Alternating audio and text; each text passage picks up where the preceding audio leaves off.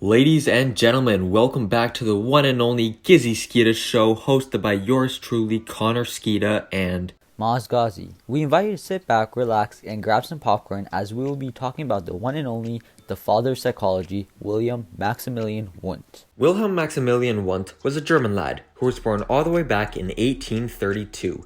He studied at 3 different universities after finally graduating as a doctor of medicine. While studying neuroscience, he became extremely interested in the mind, and this led him to begin studying what we know today as psychology.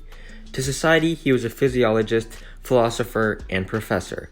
Today, he is known as the founder of psychology. This is because in 1879, he created the first experimental laboratory at the University of Leipzig. This laboratory helped him establish psychology as a separate science, and ever since, psychology has been considered its own discipline. What did he study? Well, he is most related to psychology. Wundt was initially a physician and a well-known neurophysiologist before turning into sensory physiology, someone who studies the workings of the 5 senses, and psychophysics, the scientific study of the relationship between mental and physical action. Did he write any influential books, you may ask? Well, he was a great writer. He had published around 110 books and many articles. His most famous book was The Introduction to Psychology, and many professionals consider this to be a must-read in the field of psychology. What did he theorize? For a basic summary, Wilhelm theorized structuralism, or in other words, the analysis of basic elements that consist in the mind. Wundt argued that conscious mental states could be scientifically studied using introspection, or in other words, the examining of one's own mental and emotional state. Now, how did he experiment his theory? Well, for his experiment, he assessed the speed of thought by measuring how long it took for test subjects to process all the information and make a judgment. We now understand that when you take in information, you process it, you weigh the pros and cons, and you come out with a decision. This takes a certain amount of time. Wilhelm was essentially measuring the rate of thought along with the steps that are made within the conscious mind. This allowed him to understand a lot more about the mind as well as build the basic elements of consciousness.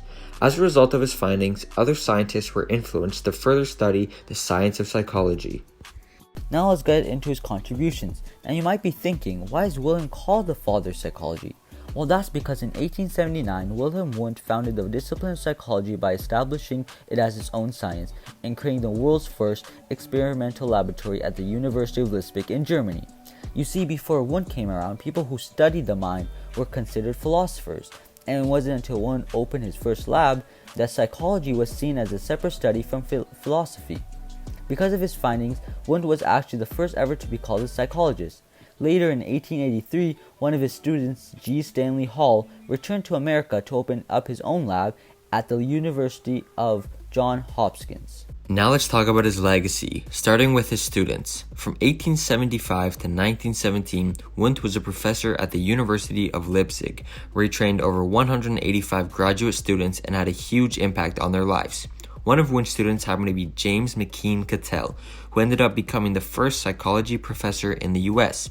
Cattell studied mental testing, experimental methods, and the application of psychology into business, marketing, and education. Cattell went on to have a huge impact on establishing psychology's legitimacy since the majority of his research was focused on quantitative methods. Another student of Wundt happened to be G. Stanley Hall, who, as I mentioned before, was the first to open an experimental lab in the US. Coincidence? I think not. Hall was also the first American to earn a PhD in psychology and the first president of the APA, which stands for the American Psychological Association. Another student of Wundt was Dr. Emil Kraepelin.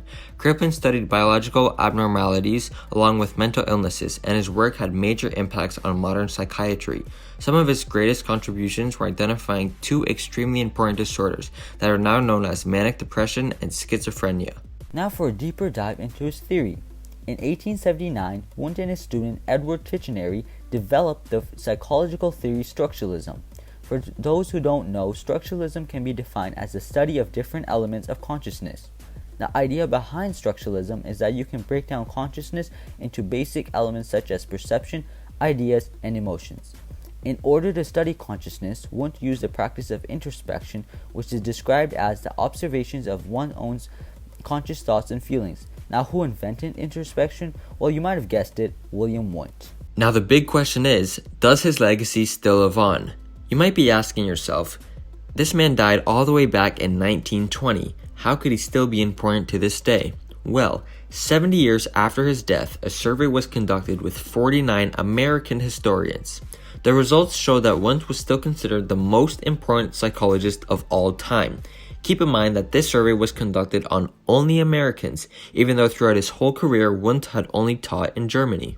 Now that you have had a chance to understand who William Wundt is, I hope you realize that he is the foundation for the building of psychology. Without him, psychology wouldn't be classified as its own line of work. With all the evidence we exhibited, who wouldn't vote for him? That's all we have for you today, folks, and thanks for watching.